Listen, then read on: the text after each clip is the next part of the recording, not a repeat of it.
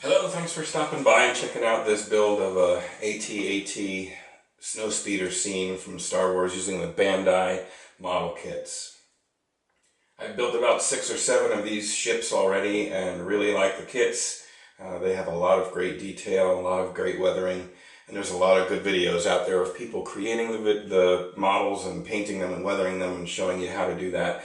So this video is not going to be about the build of the actual model. It's going to be more about a scene. I'm going to do a diorama of the Snowspeeder attack on the AT-AT on Hoth as they were going for the power generators at the Rebel base. My thoughts are going to be to have the AT-AT in this area with a cable going around it and a 140. This is all 144 scale. Snowspeeder flying around it with the cable tangling up the legs, going around, and another Snowspeeder crashed probably over here or maybe in the back here somewhere with some battle damage. And I intend to use some lighting on this. The first time I've ever done LED lighting. I'm going to light up the main cockpit area of the AT-AT so that it glows red with the window glowing red in there.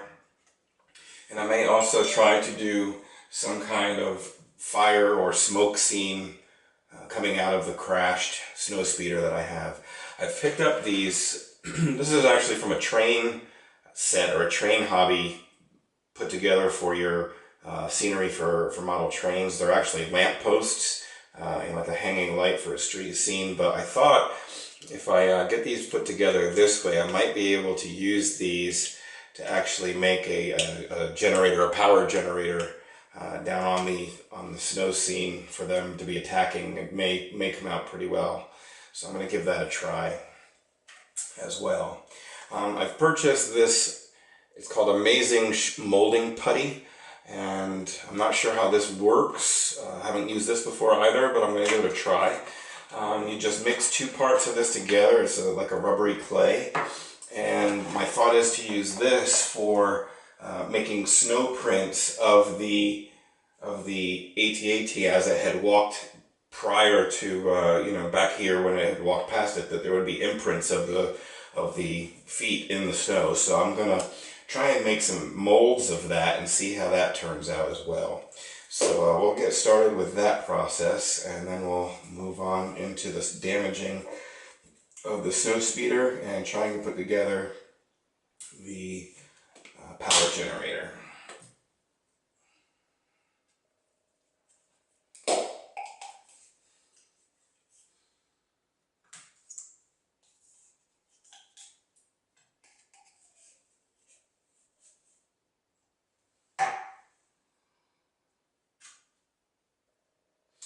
Okay, so the instructions for this molding material states you simply take 2 equal parts.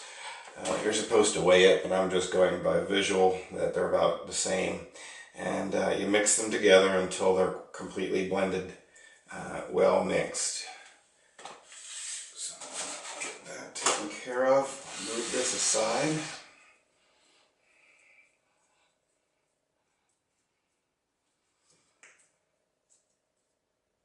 It's kind of a in-between texture of clay and slime. It's not really slimy, but it's a very, very soft clay putty, almost like a plumber's putty is what it feels like. I'm going to roll that into a ball.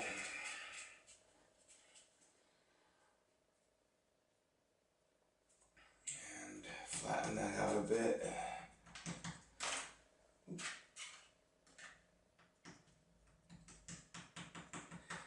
And so my thought is if I can get the detail of the feet, of the underside of the feet in here, and then layer it with some snow on top of it, I think that would look pretty cool. So let's see if I can get one of the,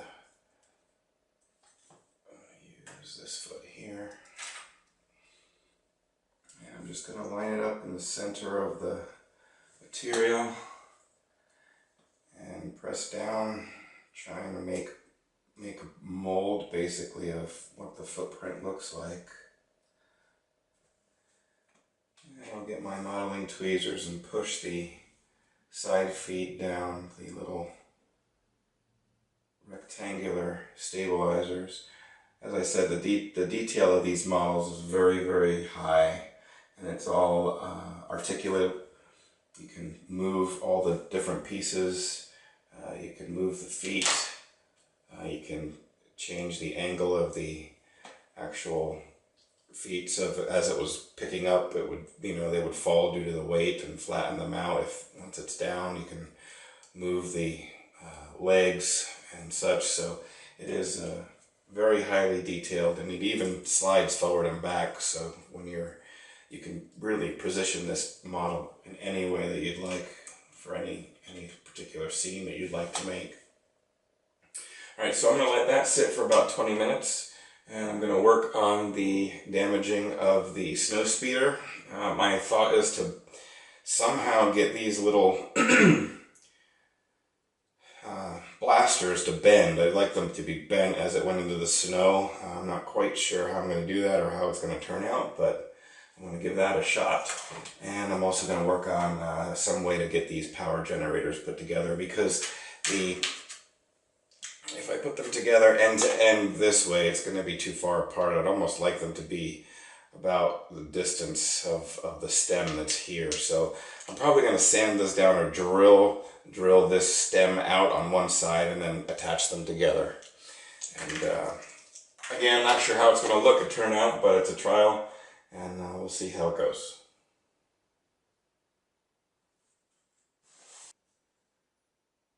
Okay, so I've taken a few of these little lamp posts or lamp shades, street lights, and I have removed the stem and widened out the hole on 3 of them actually.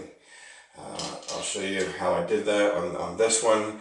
I just simply cut it off, drilled a hole, and that was the width of the stem, and I'm just using basically a file. This is a wood file, but just anything, it's a round file, to go through the hole and widen that out just a little bit, because the drill wasn't quite big enough to make a hole for the stem to fit. This drill bit was too small, and the next drill bit size I had was too big, so I went with the small one and figured if I opened it up a little bit, it would work quite well. And then you can take the stem and fit it into the hole. Need a little more material removed from this one.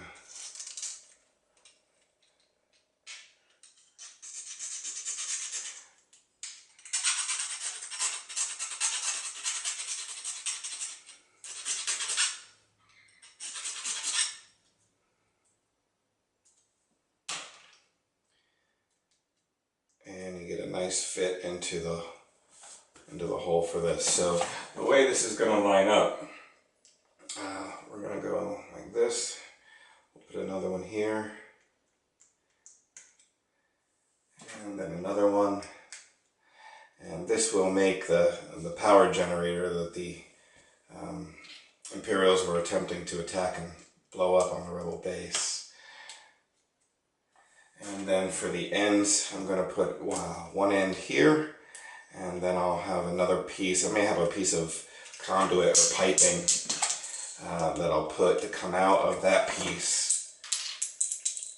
I'll have it come out of this piece, and then just a piece of piping that'll go down into the ground. So I think that'll actually look pretty good. That came out very, very good. I'm happy with the way that turned out. I also did the battle damage on one of the Snowspeeders. You can see here, this is the regular Snowspeeder, and then on this one, I put some battle damage onto it.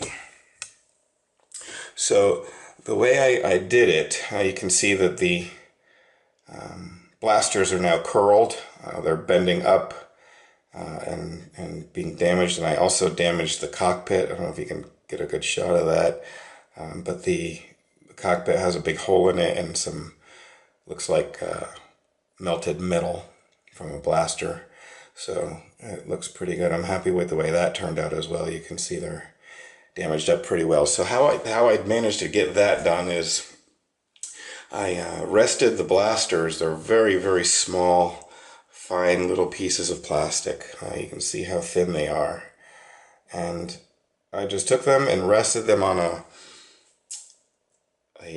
needle nose pliers, and ran a soldering iron very, very close to it I didn't touch it, I just held it very close to it until the plastic started to melt and bend. And as soon as it started to move, I pulled the soldering iron away to get the heat away from it, because I didn't want the blaster to completely fall off and become just a stick.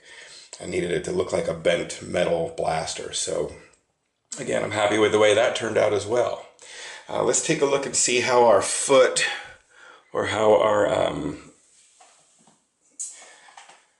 imprint in the snow is looking.